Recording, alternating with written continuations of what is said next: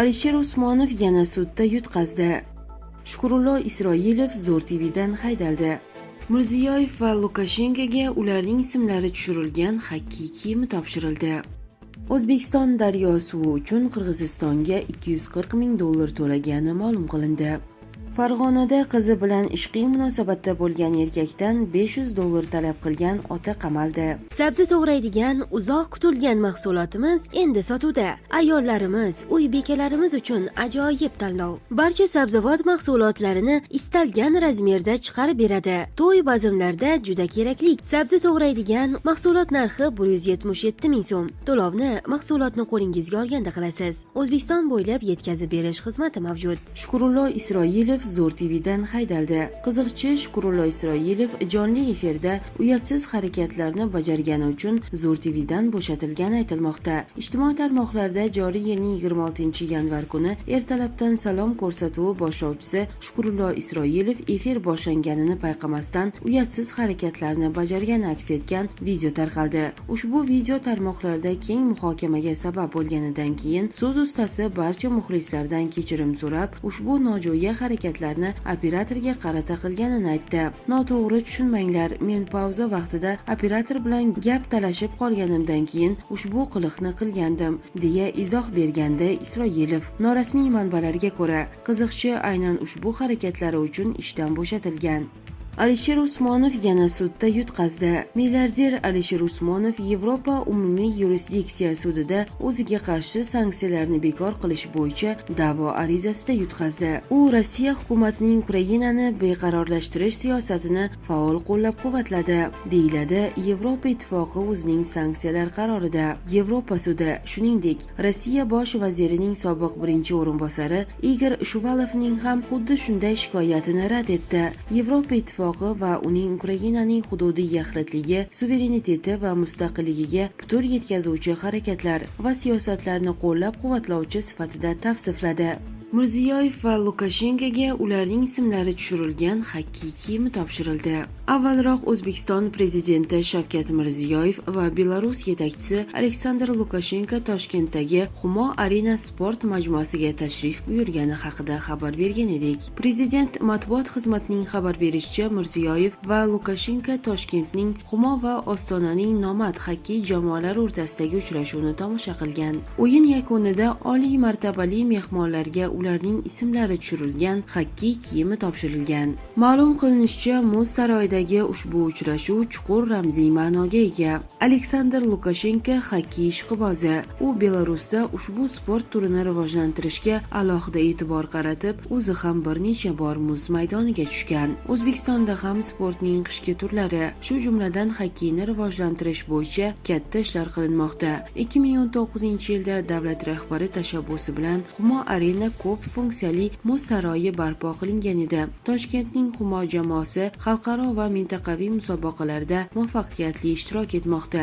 Xususan, Belarusning Grodno shahri Neman klubi bilan bellashib kelmoqda, deyiladi bu haqdagi xabarda. Tashrifning asosiy tadbirlari 8-fevral kuniga rejalashtirilgan.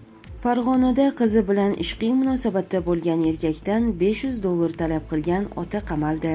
Farg'ona viloyati Qo'qon shahrida tovlamachilik bilan shug'ullanib kelayotgan oila qo'lga tushdi. Bu haqda Millar dasturida xabar berildi. Ma'lum bo'lishicha, 2004-yilda tug'ilgan qiz Namangan viloyatidan Qo'qon shahriga ishlagani borgan erkak bilan ishqiy munosabat o'rnatib, u bilan ijaraga uy olib birga yashay boshlagan. Qizi noma'lum erkak bilan yashirincha yashab yurganidan xabar topgan ota farzandi bilan aynan shu erkakdan pul undirish rejasini tuzadi va oshiq yigitga qo'ng'iroq qilib, uni sharmanda qiluvchi ma'lumotlarni sir saqlash evaziga $500 miqdorida pul talab qilgan. Jabrlanuvchi esa Qo'qon shahar ichki ishlar boshqarmasiga murojaat etadi. Shundan so'ng uddaburon ota va qiz qamoqqa tushgan erkakdan bo'nak sifatida 3,600,000 so'm miqdoridagi pulni olgan paytida ashyoviy dalillar bilan qo'lga olingan. Holat bo'yicha jinoiy ish ochilgan. Tergov harakatlaridan so'ng qizning otasi 3 yillik qamoq jazosiga hukm qilindi.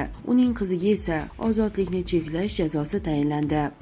Aktyor Abror Tursunov vafot etdi. Kulol va Xurmacha filmidagi Xurmacha roli orqali shuhrat qozongan kinoaktyor Abror Tursunov vafot etdi. Bu haqda O'zbekiston Respublikasi Madaniyat vazirligi ma'lum qildi. Madaniyat vazirligi marhumning oila a'zolariga chuqur hamdardlik bildiradi, deyiladi bu haqdagi xabarda. Ma'lumot o'rnida kinoaktyor faoliyati davomida Chinor ostidagi duel, Suyunchi, Abdullajon, Kim Jinni, Ayollar saltanati kabi ko'plab filmlarda rol ijro etgan. U kinematografiya olamiga o'tgan asrning 70-yillarida kirib kelgan. Aktyor ilk bor Chinor ostidagi duel filmidagi Parpa roli bilan ko'pchilikning e'tiboriga tushgan. Ushbu muvaffaqiyatdan so'ng aktyor ijro etgan rollar soni orta boshladi. Abror Tursunov asosan kichik epizodik rollarni ijro etgan bo'lsa-da, ular o'zining hayotiyligi bilan tomoshabinlar olqishiga sazovor bo'lgan. U bosh rollardan birini maromiga yetkazib o'ynagan Xurmacha ertak filmi esa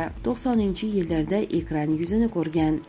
O'zbekiston daryo suvi uchun Qirg'izistonga $240,000 to'lagani ma'lum qilindi. O'zbekiston va Qozog'iston daryo suvidan foydalanayotgani uchun Qirg'izistonga pul to'lamoqda. Bu haqda Qirg'iziston suv resurslari xizmati direktori Almazbek Sokiyevga tayanib Kaktus nashri xabar berdi. Sokiyevning aytishicha, O'zbekistondan o'tkazilayotgan mablag'lar yildan-yilga ko'paymoqda. Qozog'iston har yili mablag' ajratadi, lekin buni bizga o'tkazmaydi. Biror bir ish bajaradi. Masalan, mamlakatlararo foydalaniladigan suv obyektlarini ta'mirlaydi. Kirov suv omborida katta mablag' talab qiladigan darvozani almashtirib berishdi. Har yili ta'mirlash ishlariga 179 million tenge sarflaydi, degan Sokiyev. Uning so'zlariga ko'ra, ayni damda Qozog'iston bilan bu kabi ishlarni bajarmasdan faqat obyektlarni saqlash uchun zarur bo'lgan mablag'ni o'tkazish bo'yicha muzokaralar olib borilmoqda. Chunki biz o'z kuchimiz bilan ta'mirlaymiz. Pudratchilarimiz yo'q. O'zbekiston pul o'tkazmoqda. Ular har yili to'lanadigan mablag'ni ko'paytirmoqda. 2023-yilda $240,000 bergan bo'lsa, bu yil $280,000 to'laydi. 2025-yilda esa undan ham ko'proq bo'ladi. Ular ko'payadi.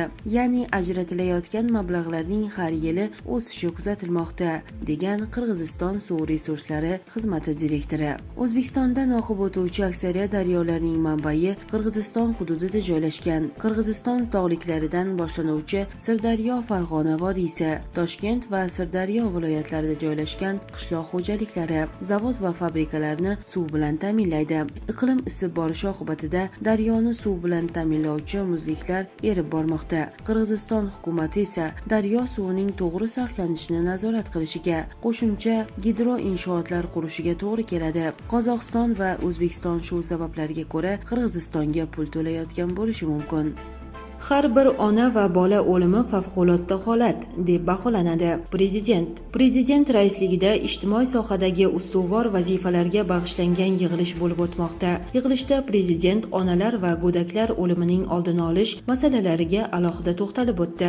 Har bir ona va bola o'limi favqulodda holat deb baholanadi va so'rov shunga yarasha bo'ladi, deya ogohlantirdi Prezident Sog'liqni saqlash vazirligi viloyat hokimlari, viloyat va tuman tibbiyot idoralari rahbarlarini, xorijdan mutaxassislarni olib kelib, eng avvalo ona va go'dak o'limi yuqori 20 ta tuman va shahardagi tibbiyot xodimlarini o'qitish topshirildi.